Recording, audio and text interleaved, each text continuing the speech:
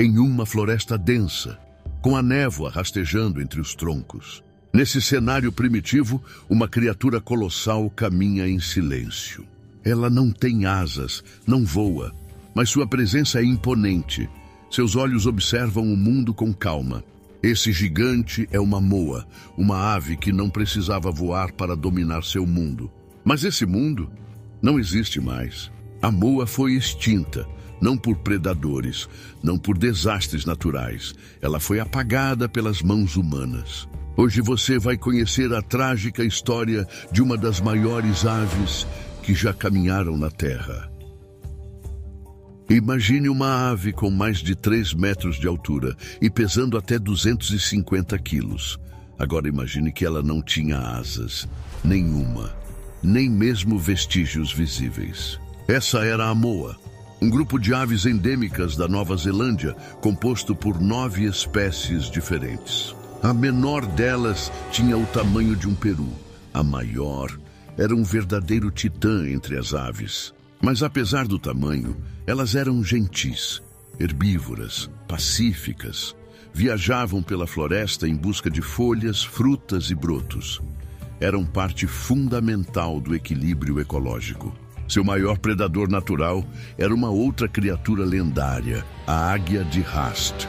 Um predador formidável com asas que chegavam a 3 metros de envergadura. Mas nem mesmo essa águia foi capaz de acabar com as moas. Uma terra isolada, até a chegada do ser humano. Por milhões de anos, a Nova Zelândia ficou isolada do restante do mundo. Sem mamíferos predadores, as aves se tornaram as donas do território. As moas evoluíram nesse paraíso sem ameaças.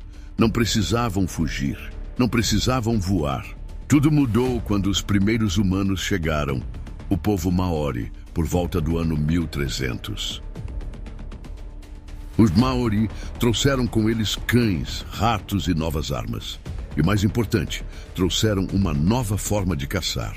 Para os Maori, encontrar uma criatura de 200 quilos de carne era um tesouro, rica em proteína, farta. Mas eles não caçavam apenas uma.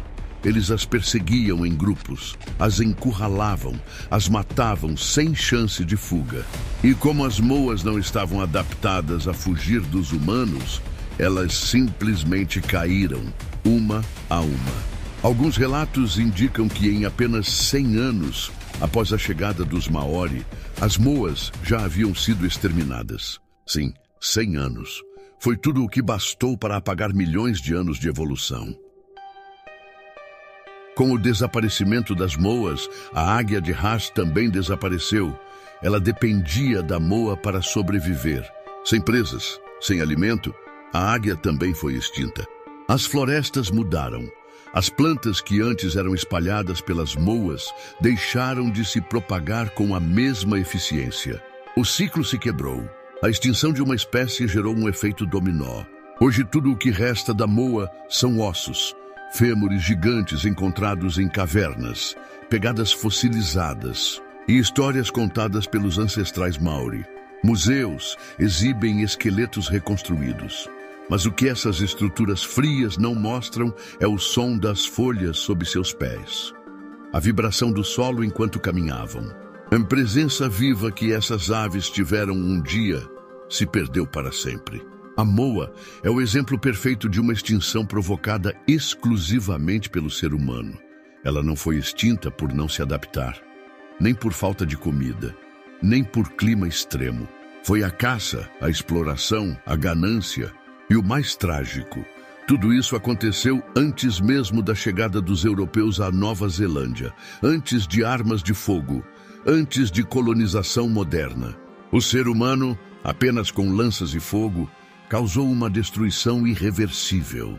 A extinção da moa é uma cicatriz na história da humanidade, mas também é um alerta.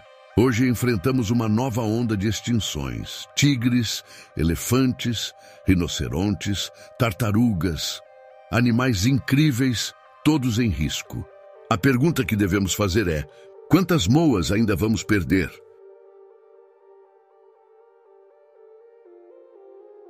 As moas não eram apenas aves grandes.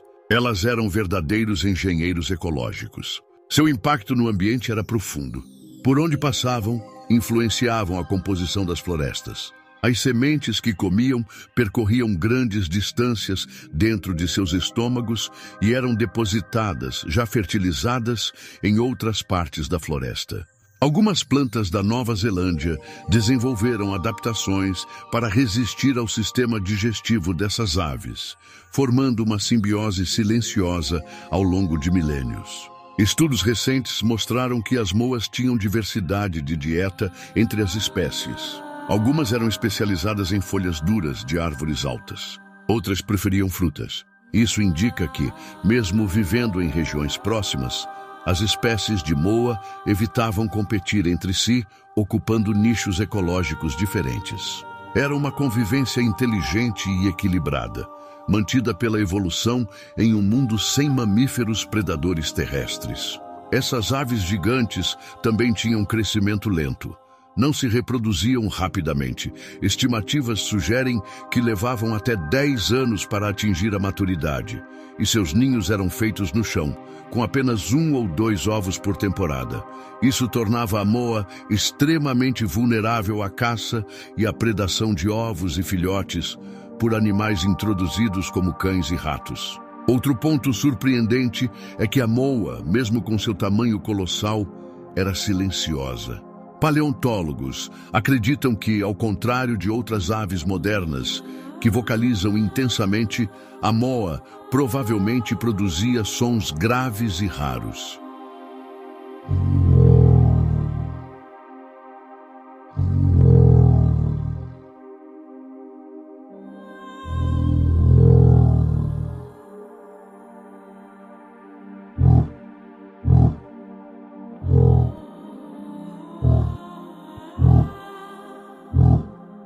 Isso se baseia na estrutura do seu crânio e pescoço.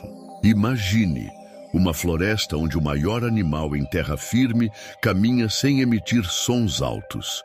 Um fantasma gentil entre as árvores.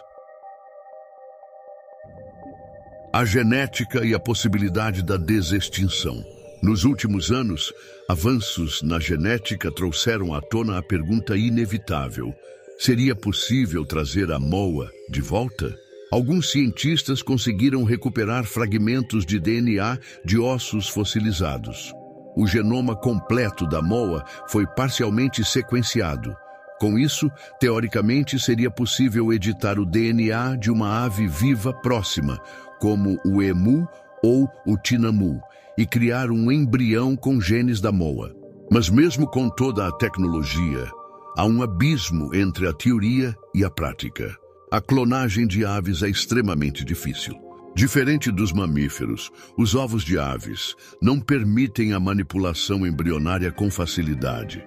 Além disso, mesmo que um indivíduo seja criado, como ensinar a ele os comportamentos naturais de uma espécie extinta?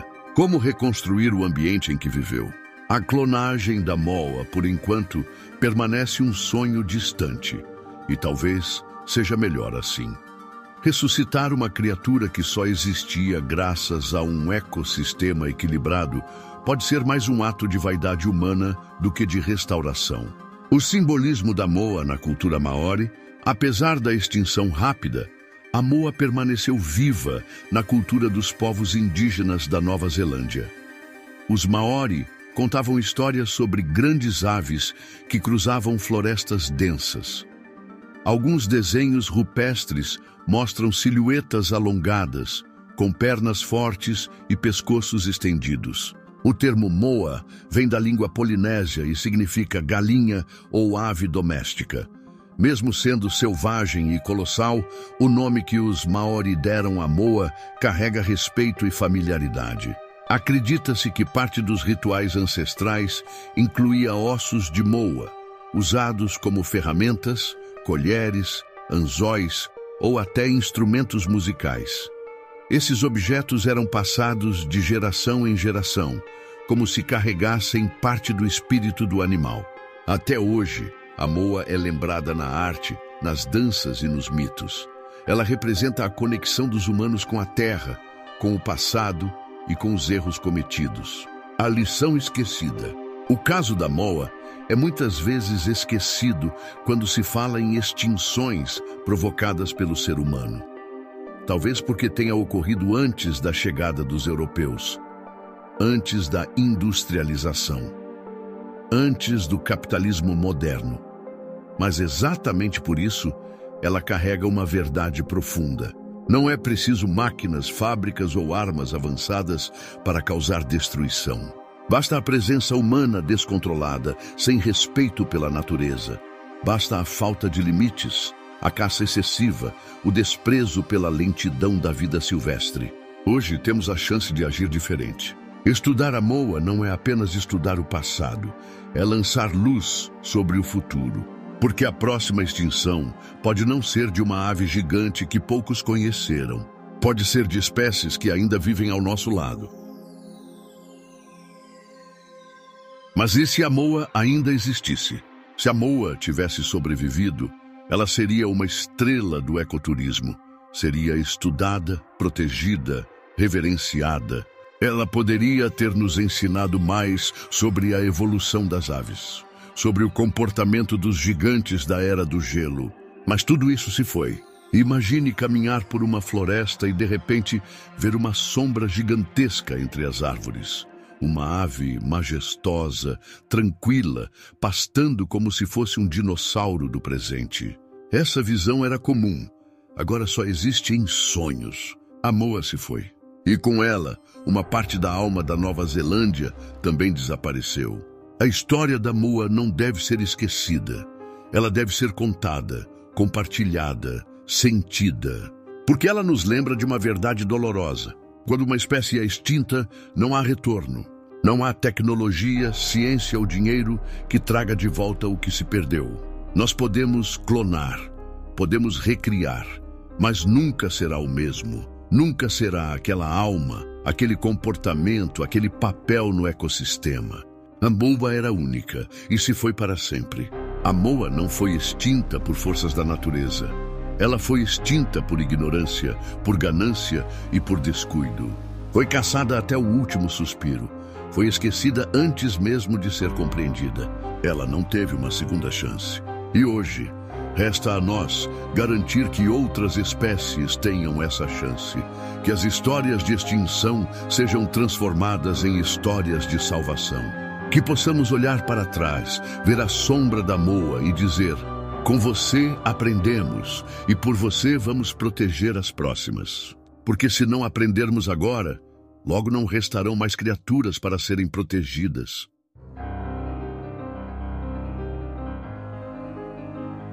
Obrigado por assistir. Se essa história te tocou, compartilhe. Deixe que mais pessoas ouçam o último grito da Moa. Talvez, só talvez, a memória dela ainda possa salvar outras vidas.